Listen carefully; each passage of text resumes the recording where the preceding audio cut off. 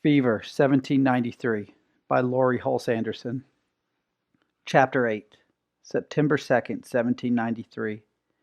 I smelled the breath of death for the first time since all this hardship began, and was scared. Diary of J. Henry C. Helmuth, Philadelphia, 1793.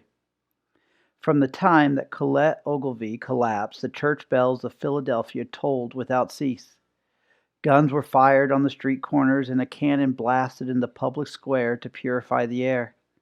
On top of that, we suffered the constant buzz of mosquitoes, blowflies, and hornets. The din was maddening. The day after our ill-fated tea party, Mother sent a note to the Ogilvies inquiring about Colette's health, but received no response. They had disappeared. She also sent a note to the Luddingtons. No word from them either, thank heavens. Many of the wealthy families were fleeing. We were lucky to get 4 or 5 customers a day. Mother worried even more than usual, but it was too hot to care. A violent thunderstorm on Sunday cleared the air for a few hours, but when the sun came out on Monday, it baked the streets until the rainwater rose in ghostly plumes of steam. I felt like a noodle overboiled in the stew pot, and the bells continued to toll. "I'm going to climb the church tower and cut the tongues out of those bells myself," Eliza grumbled as she beat a dozen eggs. "Hand me the nutmeg, child." I passed her the small grater. "Don't you have something to do?" she asked. "It's hot enough in here without an extra body breathing on me." "What did your mother say before she left?" "I'm waiting for Grandfather to finish his business in the necessary. He said I could go with him to the newspaper office." Eliza scowled and waved a towel at the flies buzzing above the bowl. "Pick me some fresh asparagus grass. These pests are a plague." The bright sun blinded me as I stepped outdoors. The garden looked distressingly poor, even with all the watering I had done in the brief rain. It was a good thing we were able to buy at the market. The asparagus grass grew along the back fence. I gathered a handful of fronds, cut them at the base, and tied the bunch tightly with a piece of twine. Back in the kitchen, I stood on a chair and hung them from an iron hook in the center ceiling beam. "There," I said, pushing the chair back against the wall. "That should discourage the flies." "Thank you. Taste this pudding and tell me if it's right." I chewed and pondered. "It needs more sugar." "You think everything needs more sugar." Eliza wiped the sweat off her face with a handkerchief. "I think that tea with the Ogilvie sisters affected you. Maybe you would be right for the Edward." She stirred the fire and lay on more wood. "Wasn't that long ago folks didn't have any sugar? No coffee or tea either? Please, Eliza, not another history lesson. I'll scream." Eliza harumphed and set the pudding over the fire. "Don't know which is worse, you moaning or your mother staring out the window, hoping someone will walk in and lay a shilling on the table. We have ugly days ahead of us. No sugar for anyone, rich or poor. No, no." I fanned myself with a wooden spoon.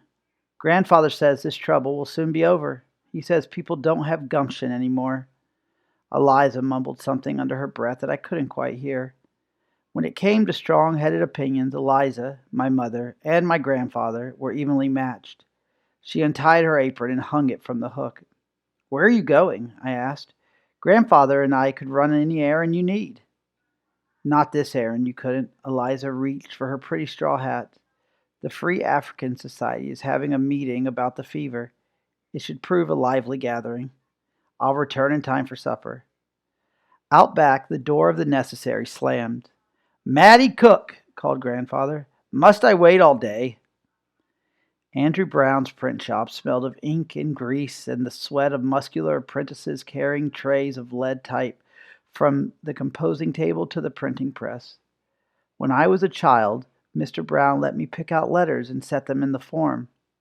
It had been a thrill seeing my words in print. The printer issued no invitation to me that morning. He was in deep conversation with Mr. Karras as we entered. "What news, William?" Mr. Brown asked. "Packed your bags for a trip to the country?" He wiped his hands on his apron and sent an apprentice for a bucket of ale. Grandfather banged his cane on the floor. "I didn't run from the redcoats, and I won't run from a Doc sighed miasma. What is wrong with people, Andrew? We suffered all kinds of disease in our youth, but folks were sensible. They didn't squall like children and hide in the woods. Mr. Karras cleared his throat. If the yellow fever were a soldier, you'd run it through with your famous sword and sit down to a hearty dinner. But there may be cause for caution, old friend. Listen to the mayor's orders, which Andrew has just printed. He picked up a broadsheet and read, On advice from the College of Physicians. 1. All persons should avoid those that are infected. 2. The homes of the sick should be marked. 3. Sick people should be placed in the center of large, airy rooms without curtains and should be kept clean. 4. We must supply a hospital for the poor. 5. All bell tolling should cease immediately. 6. The dead should be buried privately. 7. The streets and wharfs must be kept clean. 8. All persons should avoid fatigue of the body and mind. 9. All persons should avoid being in the sun, drafts, and evening air. 10. All persons should dress appropriately for the weather. 11. All persons should consume alcohol in moderation. I'm glad they'll stop ringing the bells, I said. Sensible advice, most of it, Grandfather said. Still, I don't understand why so many run scared. They've taken over Rickett Circus building on 12th Street to house the poor, said Mr. Brown. Isn't that why we have an almshouse? Asked Grandfather. The almshouse is closed. They want to protect their residents from the disease, so the fever victims lie on the floor of Ricketts with little water and no care. Once a day they remove the bodies for burial. A neighbor threatened to burn the place down if the sick are not removed, explained Mr. Karras. But where will they go? Asked Grandfather. No one knows. I hadn't heard about that. They were burying fever victims every day? How many died, Mr. Karras? I asked.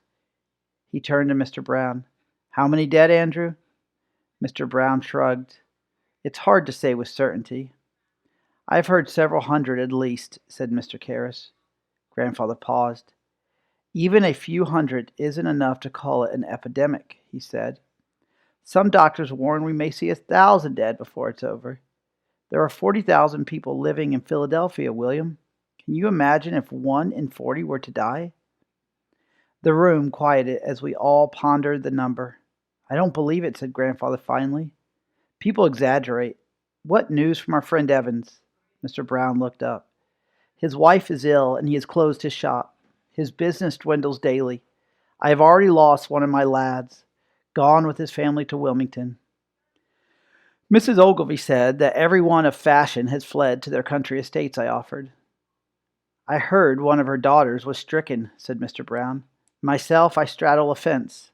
One foot stays here in Philadelphia, the other foot is in the country. We know the air there is pure and the people safer. I say safer, mind, not safe. There are reports of fever in Bucks County and Delaware. What of the government, then? Grandfather asked. Jefferson still comes into town every morning, though everyone says he'll soon quit and retire to his farm in Monticello, said Mr. Karras. Bah! We don't need Jefferson. We have the general. President Washington won't abandon us. Mr. Karras blew his nose loudly. The president retires to Virginia for a respite every September. He is not a man to change his habits. Even if he called the Congress back, few would dare return. I tell you, William, men who stood unafraid before British cannon run in fear from this foul pestilence. I fear for Philadelphia. I fear for the people. I fear for myself. Grandfather did not say a word as he walked home. I silently counted on my fingers. 28 days until the end of September, and then on into October until the first frost. Frost always killed fever. Mr. Karras said it drained the poison from the air. The Luddingtons were sounding better. Slopping pigs couldn't be that much harder than serving in the front room, and it would be better than falling ill or dying. I'd be there over harvest. They would make me work in the fields and feed me bread and water, but I wouldn't get sick. Grandfather stayed silent until we approached a limping man dressed in dark rags pushing a cart. Wonder where that fellow's going, he said. Looks like he belongs on the waterfront. A thin white arm flopped over the side of the cart as it jostled over the cobblestones. "Hello there, good man," called Grandfather. "There is no place for the dead up here. Hello." The man ignored us and pressed on steadily. "Perhaps he is transporting a poor woman to Rickett Circus, like Mr. Kara said," I suggested. The man had stopped at the corner of High and 7th in front of our coffee house. Grandfather sped up. "Sir, I protest most vehemently." I lifted my skirts and ran ahead of Grandfather. An unnamed fear shot through me. My eyes filled with tears. "No, this is too much," Grandfather called angrily. "Sir," he shouted, "take that away from my home. Off with you now and take your cargo, or I should call the constable." The man turned back and looked at Grandfather, then lifted the hands of the wheelbarrow and dumped the woman on the street. "Mother!" I screamed.